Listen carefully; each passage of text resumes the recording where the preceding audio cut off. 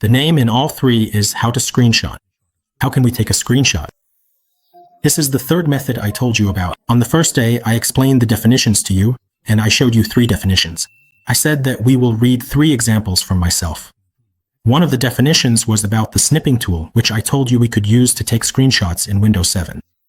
Before Windows 7, we used to use the print screen and Alt+ print screen shortcuts.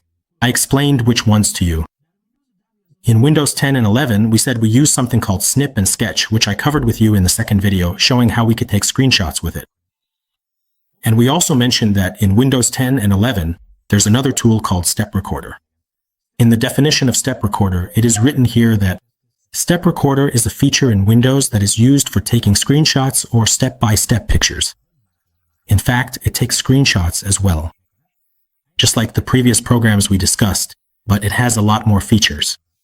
For example, let's say you want to teach someone how to do something step by step. You show them, for instance, if you want to do this task, go to this place. Then from there, click here, and from there, come to this spot. If we want to take a screenshot of each of these steps one by one as we click through them, and if we don't use this tool and try to do it the classic way, it becomes really difficult for us because you have to take a screenshot of every single step. You have to edit each one individually. If we save each one individually, it takes up a lot of our time. But if we use this, it automatically takes a screenshot of each step for us, and very easily it can save all those images together as a single file. So, how can we open Step Recorder? That was its definition. To open it, here's what we do. Here, under the Windows Accessories section, we have something very useful called the Step Recorder. If we right-click on this particular application, we can easily pin it to the Start menu for quick access. We've already pinned it here as the Step Recorder, making it readily available.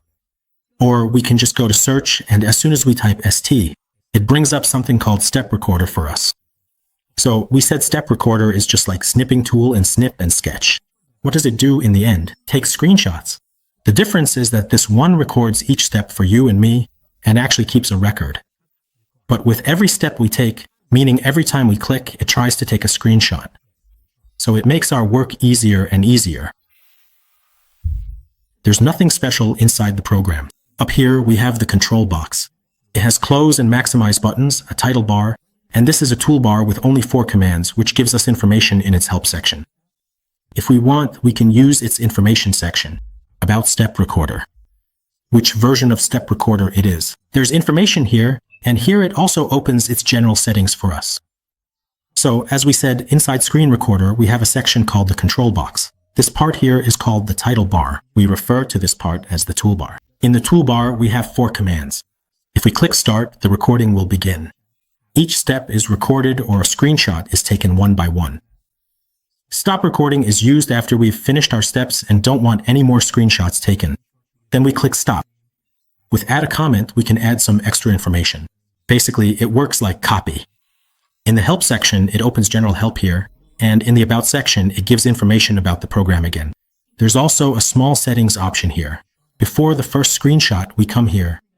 Here, it tells us about the output file, meaning when your screenshots are finished, where should it save them as a single file for you? Where should it save it? You can choose the address, whether it should be inside a specific folder or on the desktop, wherever you want. For example, let's tell it to save it for us on the desktop. You can even specify the name for it. Then you click Save. Here, it will ask you whether the screenshot can be taken or not. If you select No, it means it can't. You should select Yes. And here it tells us, for example, when you save a file, how many screenshots it can save within itself. By default, it has written 25. If we want, we can also change this value. Well, we can set different values. 25 is the default. If you want, you can also choose more or less. Now I selected for it to do what with this file on the desktop. To put it into a zip file, we click OK on this. Now we want to click on Start Record, and then see that at every step we click, it takes a screenshot of that. We click on Start. Alright, now the recording has started. If you want, for example, what do you want to do during the process? During the recording, you can pause it at any point. You say Pause Recording. If you want to stop it completely, you say Stop Recording.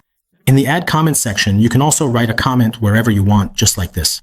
That means you can add a comment to each step individually if you want. For now, we don't want any comments. Imagine, for example, in our first step, you saw that we entered the WordPad program. Inside WordPad, for example, I clicked here to get ready. In the next step, I opened this.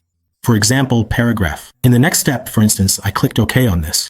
In the next step, I clicked close on this, and in the following step, I selected don't save.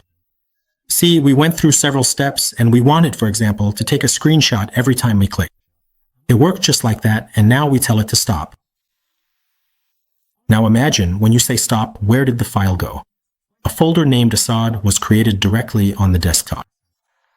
We could have chosen any other location. Why did it record on the desktop, and why did it create a folder named Assad? Because earlier in the settings, we had selected that whenever our work is finished, its output should go into a folder, a zip folder, which is a compressed folder. And with those specifically, what should they do? They should bring it for us. What do we do after that? We go inside this, select it, and extract it. We extract it. We tell it to extract this for us on the desktop. Select folder, extract. Okay, so now you've extracted this for us on the desktop exactly. As soon as the HTML file appears, it shows it to you. It should have recorded all these steps for us, which it has. So when we come here into Step Recorder, we can see that step by step, it has recorded all the stages for us, starting from here.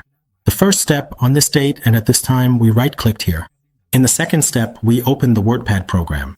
In the third step, we typed something in WordPad.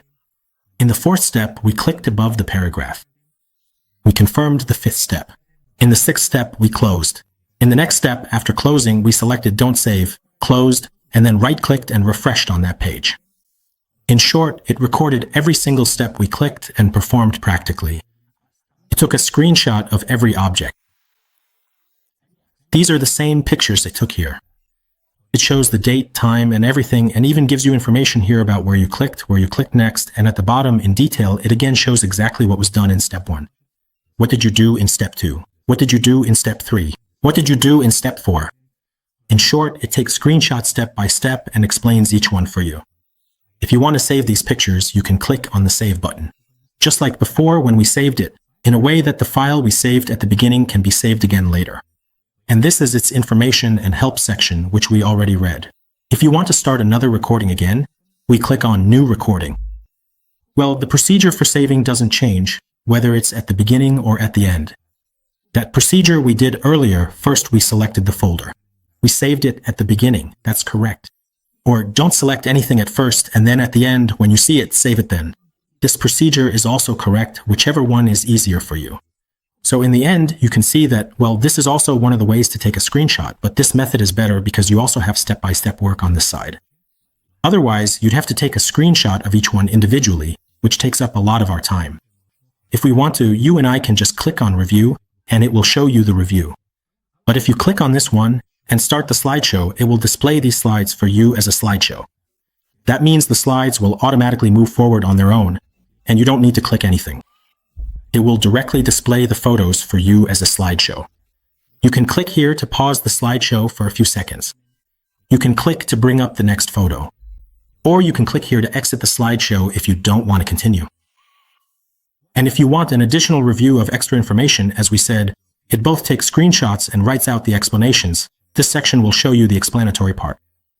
So, in the final analysis with this particular method, we are also fully capable of performing a comprehensive screen recording, capturing detailed screenshots. In fact, we can meticulously take screenshots step by step, and we can accomplish this precise step-by-step screenshotting process effectively through the integrated step recorder.